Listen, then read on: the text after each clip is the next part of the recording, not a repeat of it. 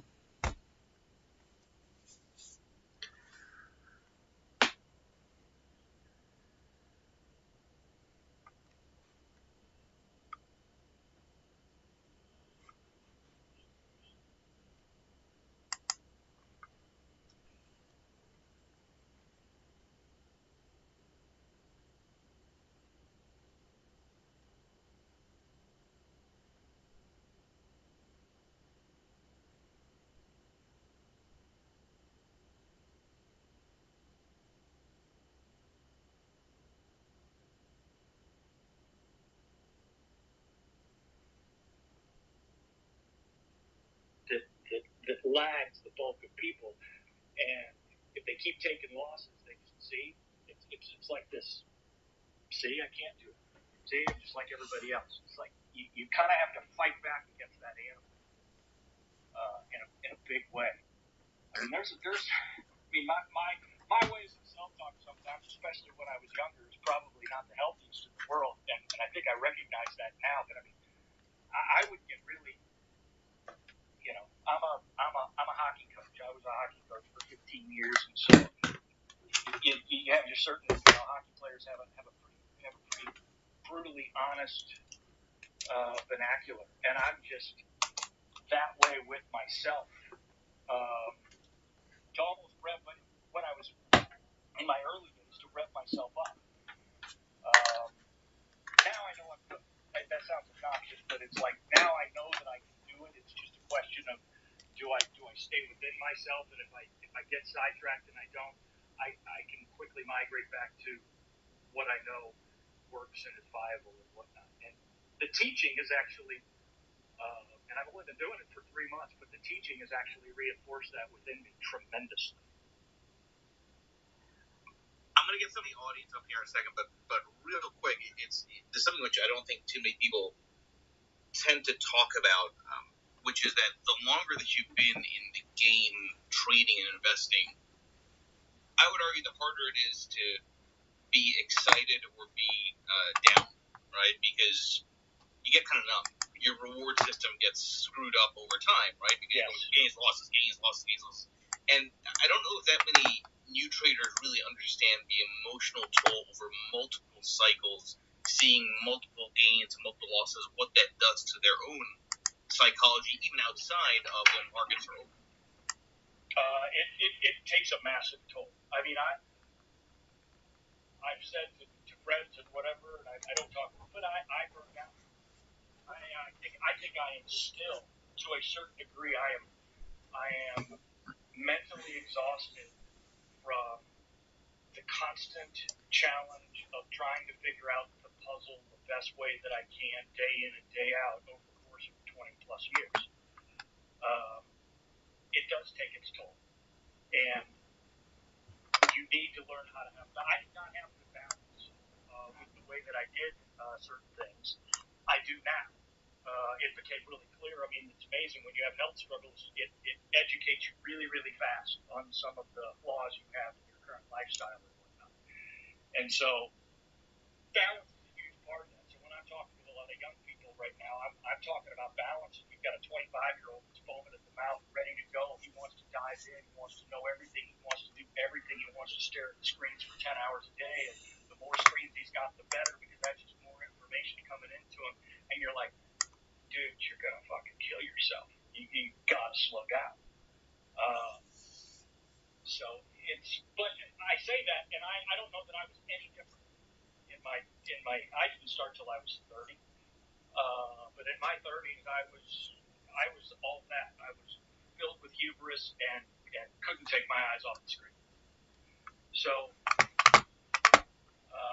but at 55, I got a big wake up. So it's kind of like in reflection, you can go, okay, how can I best communicate to these guys that don't want to hear this message? That it does add up. You're not as invincible as you think you are, and there is a certain amount of balance that you have to have. Otherwise, it is going to slowly suck the life out of you, and it's going to affect your life outside of trading. It's going to affect your weekends because it's insidious in terms of how it can get into you. Yeah, and that goes directly to the name of the space, which we're going to tease out a bit. But I want to get some of the audience here. Let's go to Alpha Wolf and then Avi afterwards. Go ahead, Alpha Wolf. Hey, Michael, how you doing? Thanks for the space today. I think the space is tremendous.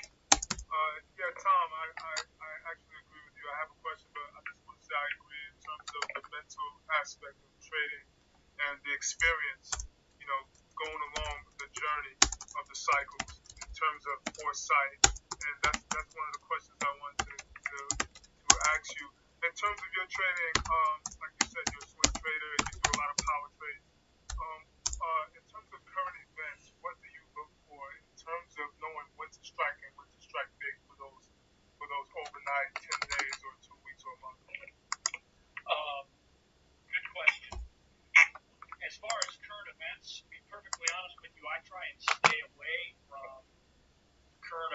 as much as possible, because to me they're landmines in the system. Like, look at today, for example. Nobody knew how this thing was going to play out. That guy said the same damn thing for the last 5 months.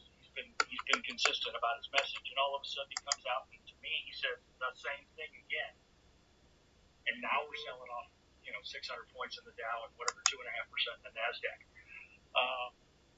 So to answer your question, like, I stay away from current events to the best of my ability. I mean, they're constantly happening around us, but I focus on where is the current strength, where is the thematic strength in sectors, and then where is the strength in individual stocks, and then from there, I mean, it's kind of it's parsed out, but it's hard to explain. I'm looking for setups that demonstrate the opportunity to have explosive power. So I'm looking for stocks that have explosive power. I'm looking for setups that have explosive power in sectors that are currently strong. So money is flowing in. Because if you think about it from the standpoint of how institutions, because I'm trading institutional stocks, and if you think about it from the standpoint of how institutions have to play, they can't just buy one stock. So we may be in love with Enphase, for example, ENPH, and it's exploding and it's going great, but you can't buy enough Enphase. If you're BlackRock, you can't buy enough Enphase to have it. You got to buy the entire company. So you have to spread it out to its neighbors, and you've got to buy other. So you're investing in themes, and maybe you're weighting Enphase more than you're weighting, say, Solar Edge or First Solar or whatever. But you have to invest in themes. So that's the first thing that I'm looking for. Is I'm always looking for themes, because themes tend to have way more power than an individual stock. An example of an individual stock would be Celsius, CELH, which is also exploding and whatever, but it doesn't necessarily have a theme behind it right now. It's just an individual stock that's kicking ass.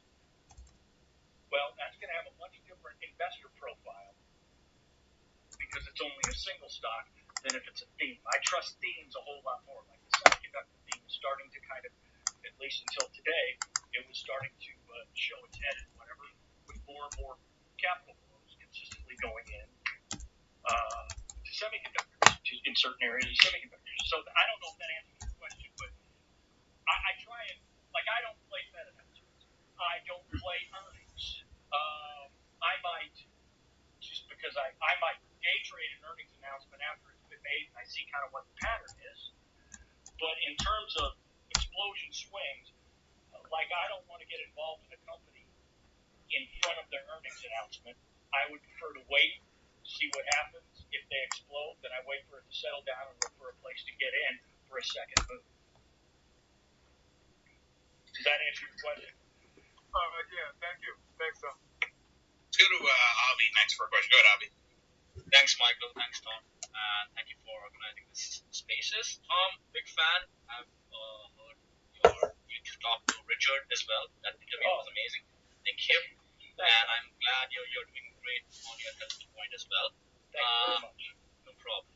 My question is, so my role primarily revolves around being a market technician for a fund, as well as I look back in time and try to find out some analogies in terms of the market tape, how the tape is looking like today. Right. So one thing that stood out for me is 1970s in terms of the macro factors, and 2000.com as well as 2008. So nothing different.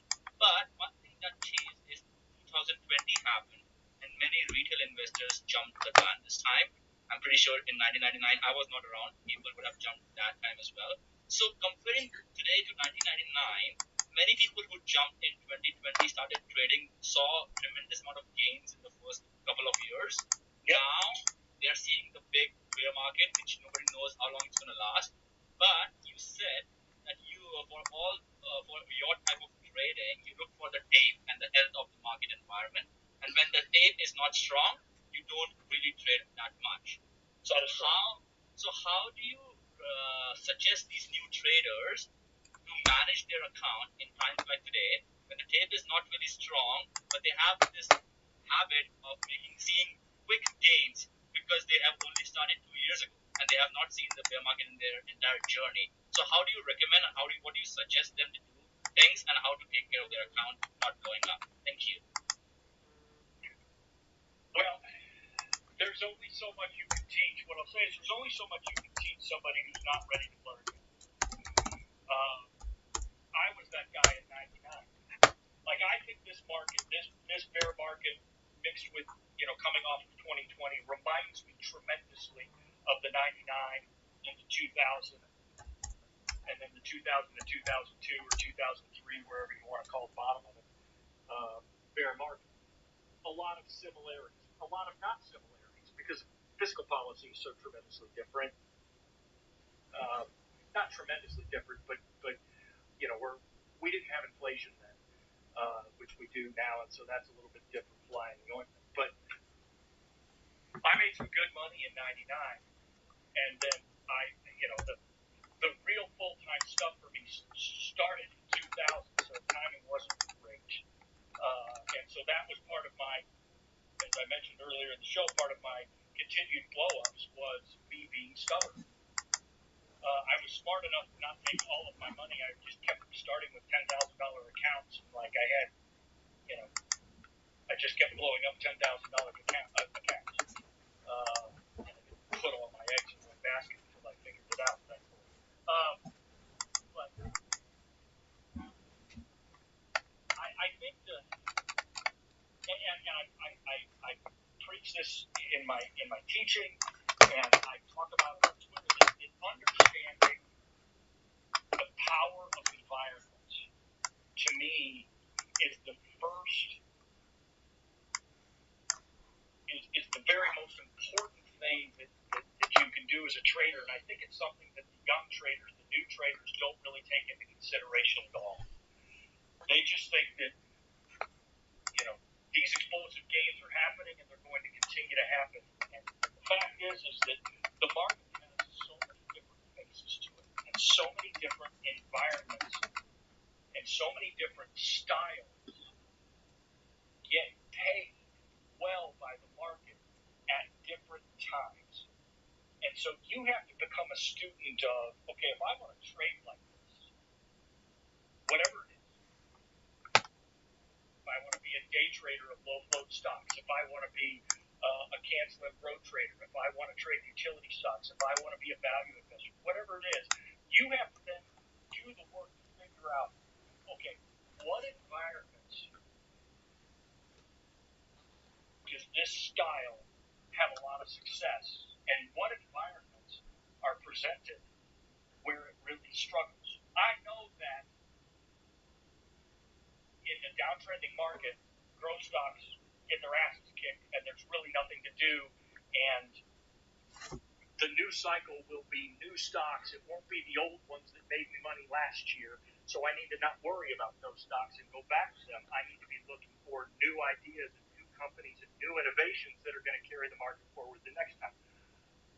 So it's, and I can't stress enough, and I have my ways of evaluating environment very precisely so that I know, how aggressive I'm supposed to be. And so that's something that I think new traders completely forget and completely ignore, and they're stubborn, because they've had success. And if you're a young guy that's had a lot of success, the last thing you want to do is hear from some, gray hair like me that's saying, dude, it's not always like this. So I can say it till I'm blue in the face. I can recommend and try and teach how environment changes, but the greatest teacher that's out there is the market itself and the pain that it inflicts on stubborn, naive traders who've had success that they don't fully understand where it came from. Yeah, I've called that many times uneducated speculation, which I think kind of defines, especially coming out of the low. Let me reset the room for everybody here for the remaining half an hour. First of all, sorry, I got to call Justin there. So everybody here, just to reset for the remaining half an hour, everyone please make sure you follow Tom here on Twitter. We're also going to talk about his new service, Be Dumb Follow Price, which I think is a hilarious and very accurate way of thinking about the market. Again, my name is Michael Gaya, publisher of the Lead Lag Report, portfolio manager of the ATAC Fund family. All right, so I love the discussion around environment because I frame it more in terms of conditions. Right? Conditions are the weather. Conditions dictate probabilities. Probabilities dictate outcome. Now, I want to go to the name of the space. FinTwit is absolutely ridiculous.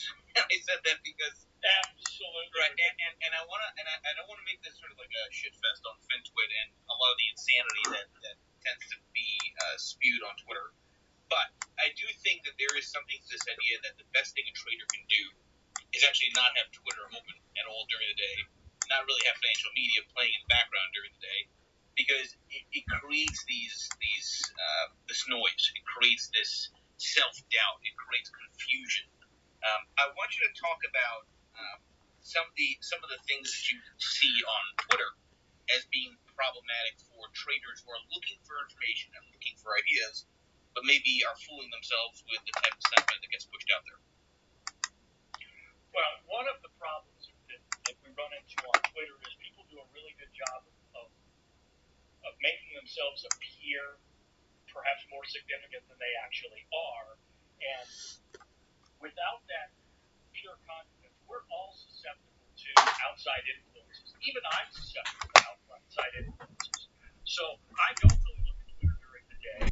I've got 8 or 10 really good friends who I follow on Twitter, constantly putting ideas out there and whatever, that I think are great traders, that I have on mute. I love them dearly, but I mute them because I can't see what they're thinking. Because even me at this stage in my career, sometimes they're like, what's Brian Shannon? What's he seeing that I'm not seeing? Maybe he's got, because I'm not seeing anything right now. So you all of a sudden slip into this. Well, that guy, if that guy's doing it, maybe he knows something I don't know. And it's a really easy trap to fall into. And all of a sudden you just start chasing all kinds of ideas that aren't yours.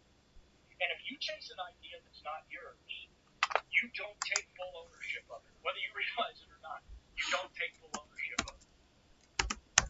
So if it doesn't work, you'll blame that person, or you'll blame yourself for being stupid for following them, or whatever it is. But it's not an organic idea of yours.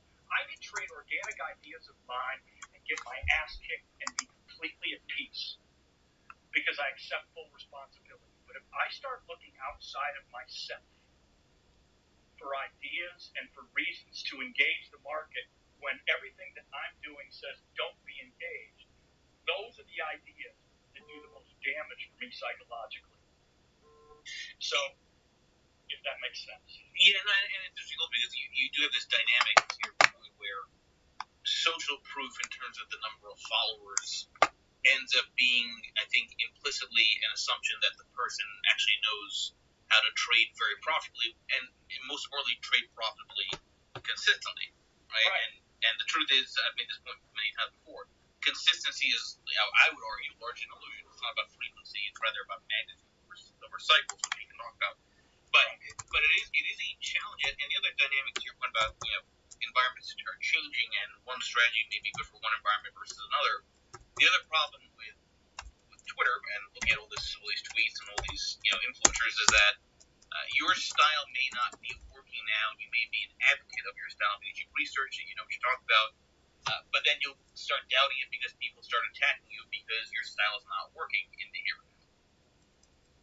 Right. I get made fun of all the time because I'm out there saying I'm not really doing anything. I'm not really doing anything. There's nothing to do. And people are I constantly have guys come in and they chirp me or they tell me I'm just being lazy or they want to all of a sudden hop onto my bandwagon or use my exposure to how they're making so much money doing whatever it is that they're doing or whatever. It's like, I don't give a shit. Like, great. There is a perception out there that is on people who have huge followings that they're world crushers, and all of this. And the fact is, many of them are. I mean, I'm just a guy. I have a decent, from a FinTwit standpoint, a decent following. But I'm just a guy in my pajamas sitting in front of screens trying to, feed my family. I don't have a Ferrari. I don't have, I've had success, but I've had enough success to take care of my family, which has been great. But it's, and I never talk about my successes. I mainly talk about my losses because I want people to understand that I get my ass kicked just like you do. Everybody takes losses. Taking losses is normal. The people that I have the problems with are the people that are on there every single day, pounding the table about how much money they're making, or pounding the table about how obvious things are, or how easy something was. I can't remember, somebody talked about how, the short last week was the easiest. That was such an easy short, everybody should have seen it. It's like, who says that? Really?